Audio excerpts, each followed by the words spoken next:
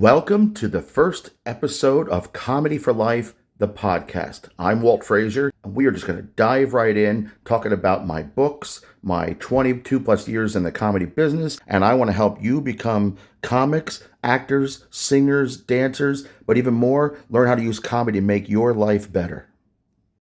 Let's talk about getting stage time. You need stage time. You want to be a comic, you need stage time. Let's start with the open mic. Every comic starts at an open mic, not just comics, musicians, singers, guitar players, piano singers. A lot of bands do open mics, musical open mics, right? Open mics are a chance for you to get on stage time, to share your truth, to share your art, and figure out what works and doesn't work. 90% of becoming an artist, I think, is figuring out what it's not. You got to figure out what comedy isn't. You got to figure out what acting isn't. You got to figure out what singing isn't. We watch movies, we watch comedians, we say, oh, I could do that. And you probably could. And then here's a secret, and a lot of artists hate it when I say this. Anybody could do what I do. Anybody. Very, very few people end up doing what I do. But anybody could do what I do. They just don't realize what it takes at the beginning and middle and end. Every comic you've ever seen on TV has probably been in the clubs for 5 to 10 years doing comedy.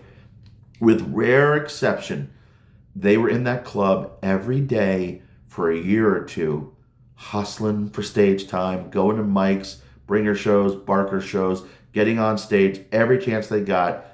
And within the first year or so, they started doing paid jobs. And then somebody found them, put them on Last Comic Standing or one of those type shows, America's Got Talent. They got on, they broke through, or they started doing college shows, corporate events, right?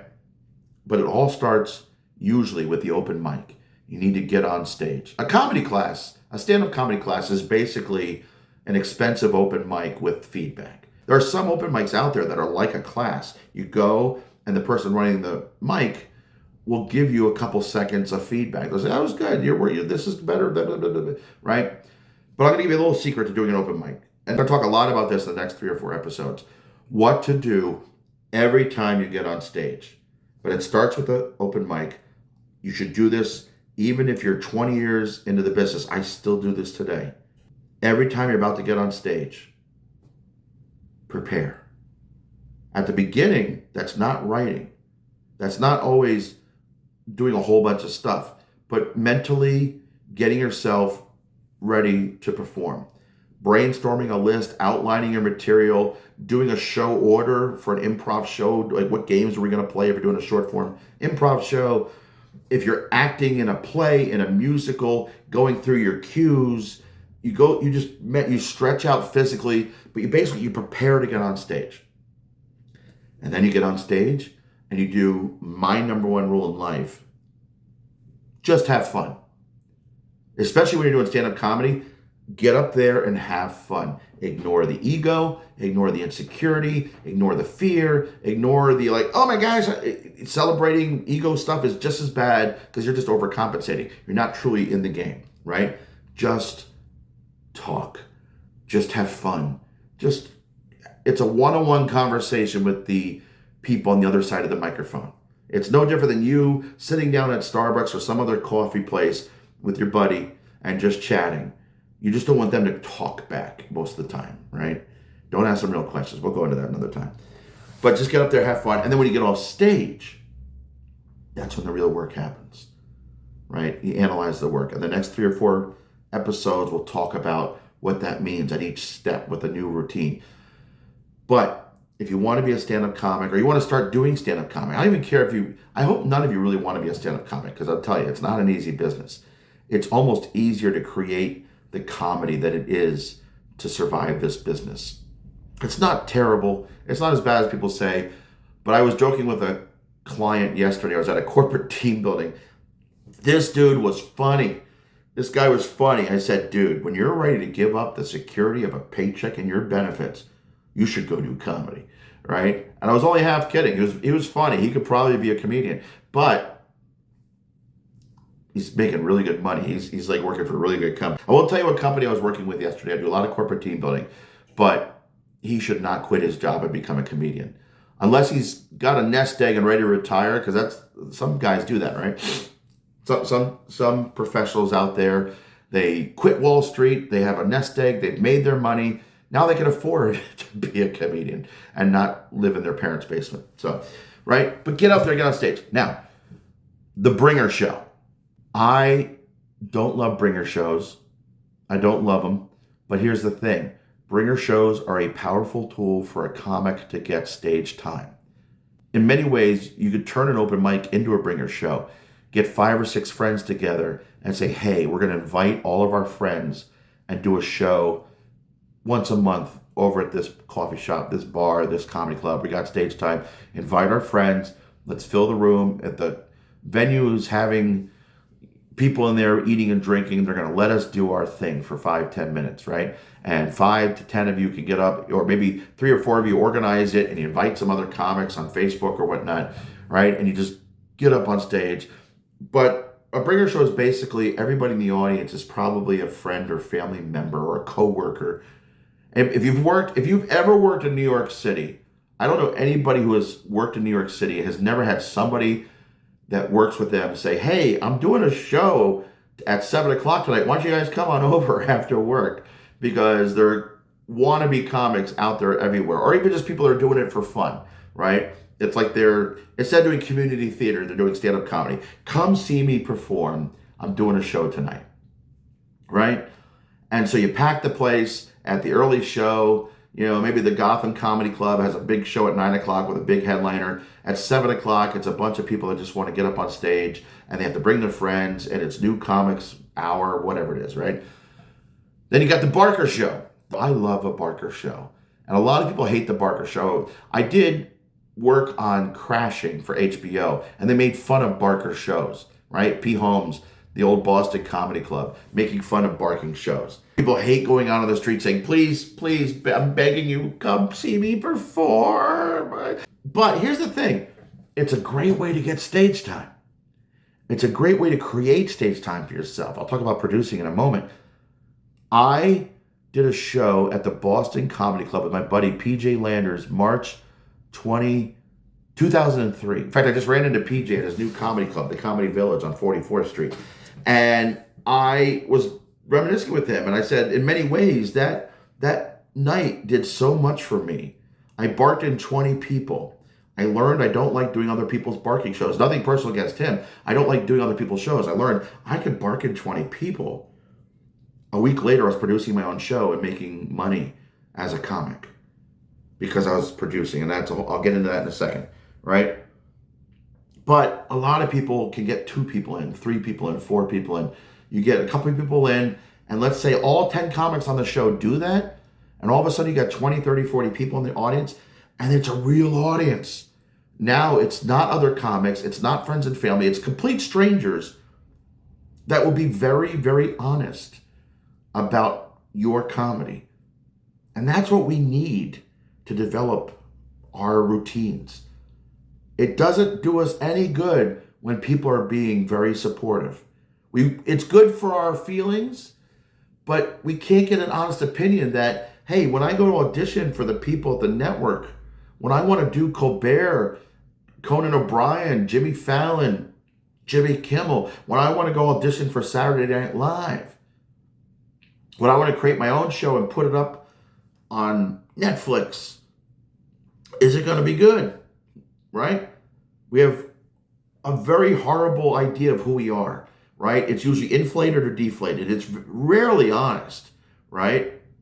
And we'll talk about that over coming podcast episodes, because that's a big part of what I do and why I do comedy in the corporate world in schools. Learning how to be a little more honest about who we are, not having an ego, not being insecure, just saying, hey, this is what I can do. This is what I need to learn as a leader. This is what I can do. This is what I can't do. Let me surround myself with things I can't do so I can be a better leader, because I'm really good at this, but I'm not good at this. So I'm going to hire somebody who's good at this. So as a team, we're amazing at everything, right? I'll get back to that in future episodes. My Improv for Business Success book is available on Amazon, right? And I do corporate team building all the time. We'll talk about that.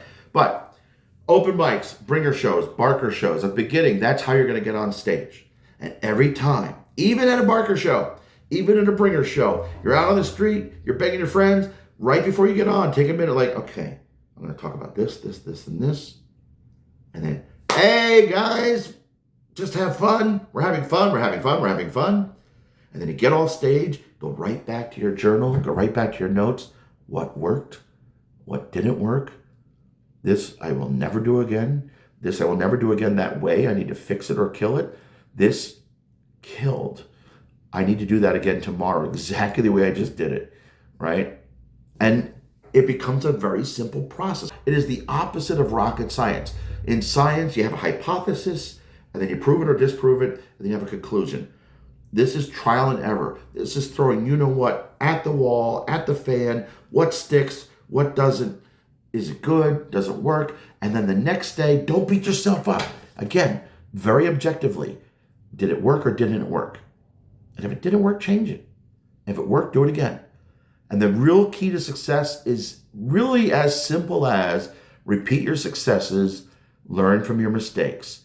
Don't beat yourself up and don't get too impressed with what you do, right? Because neither one, the ego and the insecurity, will equally destroy your creativity, your ability to network, your ability to process and get better. So, open mics, bringers, barkers. Next step. I did this early on, and I skipped a lot of steps as a comedian because I did this. Now, I was a very experienced actor when I started comedy. I had done Broadway tours. I had done regional theater. I'd sung opera and theater and done plays and musicals in Italy, in Canada, all over America. So when I went into comedy, I had a lot of experience on stage. I knew what I was doing on stage. Not as a comedian yet, but I knew basically what to do on stage. I had a presence, right? And I was able to bark. Again, working with PJ Lander's show, March of 2003, I learned I could get an audience. So I started producing my own shows, creating my own stage time, creating my own work through stand-up comedy, through improv comedy, sketch comedy, more sketch comedy at the beginning, eventually more improv comedy. But I started out doing stand-up comedy and sketch comedy and moved into improv over time. And I'll talk about why over time in these podcasts. But just created. But you need the stage time.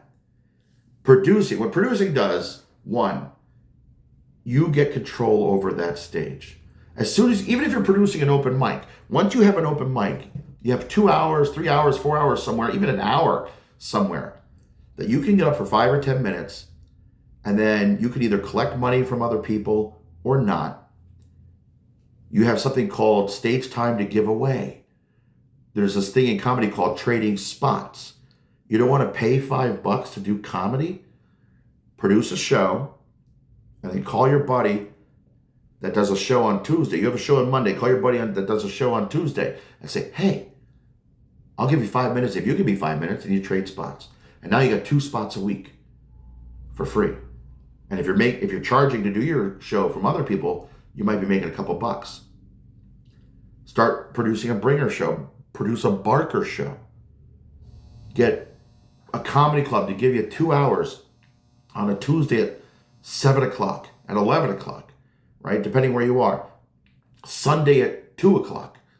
And go in the corner, go on internet, go all over town, put up flyers, say, come see my show, come see my show. $5, $10.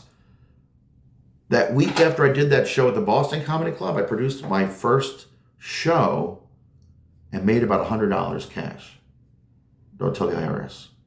Maybe I'll edit that out. Right? Over time, over the course of 2 years, I learned how to fill an audience. And not by myself. I got to give my wife a lot of credit. We were barking in Times Square in 2005. It was my wife's idea to start selling tickets in Times Square because that's what a lot of other clubs were doing at that point. We started selling tickets, and there were 3 of us that were really good at it.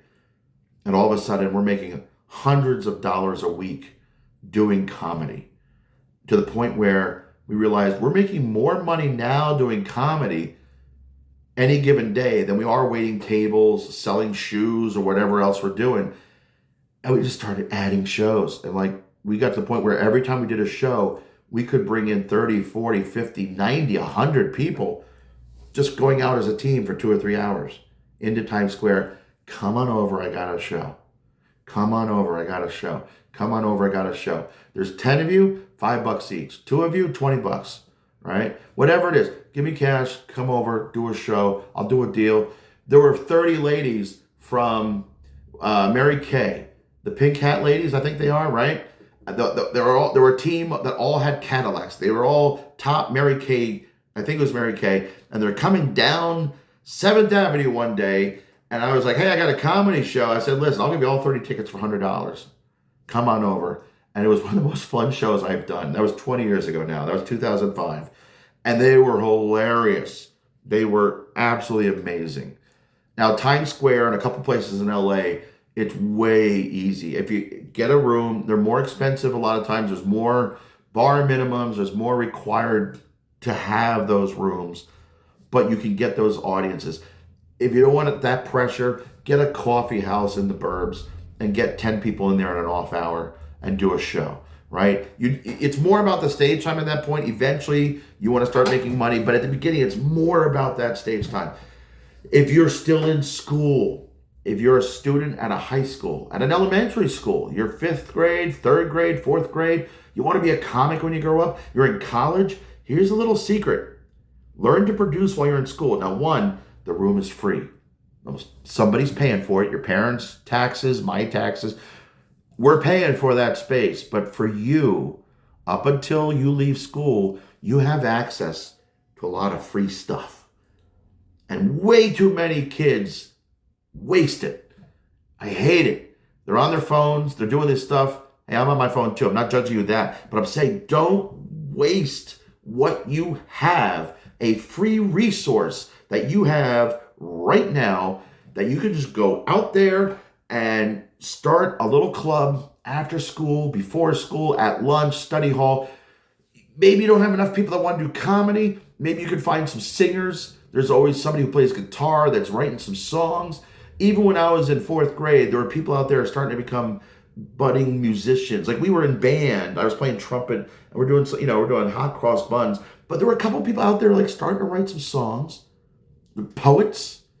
Anybody that wants to get up for 5-10 minutes and do what they created. Or put on a hit play on a song and sing their favorite Broadway song with a tape. Their favorite pop song. Their favorite rap. Let them rap. Let them do whatever, right? Just get a bunch of friends together and do it. And then put a show together. Put a show up. Talk to your principal. Talk to your advisor. Talk to your guidance. Get a teacher to sponsor it. Don't waste that resource. I love doing workshops in schools and saying, the 5 of you should start a troupe. In fact, I was doing a comedy class in a Queens high school in 2009, 2010, 2011. And in the course of that class, 4 weeks in, I had a teacher come up to me and says, oh my gosh, your students were hilarious today.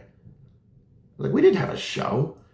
They were so inspired by the first couple classes that we did, they created their own show. 5 friends got together and just created their own show. One of those 5 ended up working for me. Brandon, amazing talent. He's got some different name now, and he changes every 3 or 4 years because he's out there doing R&B and hip hop or whatnot. And I can't keep up with Brandon Ford, amazing talent. I'm jealous. I'm sad he moved out of New York because I would give him work all the time. One of the funniest guys, nicest guys I ever met, right? But he and his buddies just started doing stuff. And they did a show at a fashion show at the school. That's what I'm talking about. Go create your own opportunity and you get to skip the line. Eventually, after doing the open mics, the bringer shows, the Barker shows, the producing of your own shows, eventually somebody comes around and says, hey, I'm willing just to pay you to show up. Smash that like button, smash the subscribe button, but even better, go down below, click on my mailing list link, join my mailing list today, get 2 free tickets, or get your first class on me. We have classes in Times Square, I have drop-in classes whenever I have shows out and about, and I have Zoom classes on stand-up comedy, improv comedy. They're more like open mics. They're very inexpensive, but the first one's on me if you join the mailing list today.